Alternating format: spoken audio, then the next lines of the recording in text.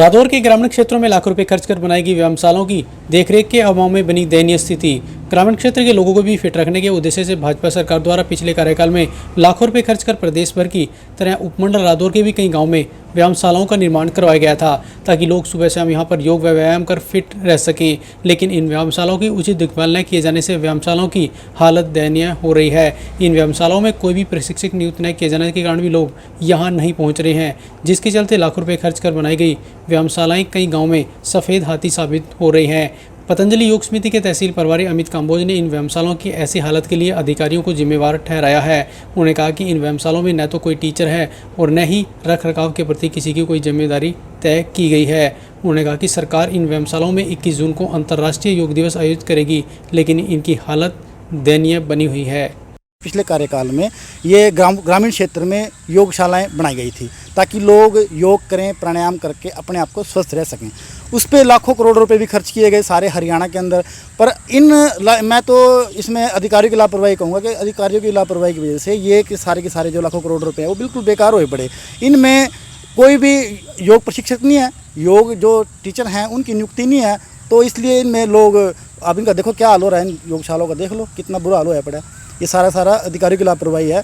और अब अंतर्राष्ट्रीय योग दिवस आ गया 21 जून का, तो अब सरकार ने आदेश कर दिया कि इन योगशालाओं में ये अंतर्राष्ट्रीय योग दिवस मनाया जाएगा। अब इनकी हालत ये हुई पड़ी है, क्या अंतर्राष्ट्रीय योग दिवस मनाया जाएगा, कैसे मनाया जाएगा। अब सरकार ने तो आदेश जारी कर दिया, परंतु जो है ना उसको लागू करना तो प्रशासन के अधिकारियों का काम है। अब इसके लिए तो सीधे प्रशासन के अधिकारी ही जिम्मेदार हैं। बिल्कुल इनको या तो किसी डिपार्टमेंट को, खेल डिपार्टमेंट को इनको हैंडओवर किया जाए, या इनको आयुष को हैंडओवर किया जाए, या इनको ग्राम पंचायत को हैंडओवर किया जाए ताकि वो इनकी देखभाल तो कर सकें। अब ग्राम पंचायत कहती है हमारे पास फंड नहीं है। हमारे कई सरपंचों से बात हुई, भाई आपके गांव में योगशाला बनी, इसका क्या हाल हो रहा है। वो कहे जी हमारे पास कोई फंड ही नहीं है।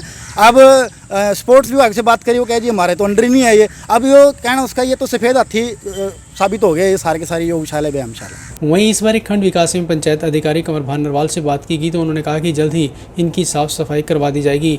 वहीं उन्होंने कहा कि यहाँ पर प्रशिक्षक की नियुक्ति के लिए आयुष विभाग को पत्र लिखा गया है, जो कि 3 दिन के लिए प्रशिक्षक भेज रहे हैं। इसके बाद पतंजलि योगपीठ से प्रत्येक व्यायामशाला में प्रशिक्षक भेजा जाएगा। सभी व्यायामशालाओं को पहले भी हमने काफ़ी रख रखाव ठीक रखे, जो सी भी हमारी 3-4 में थोड़ा सा ज़्यादा है उनको हम जल्दी ही सफाई करवा देंगे और योगा दिवस को पूरे दिल से मनाएंगे।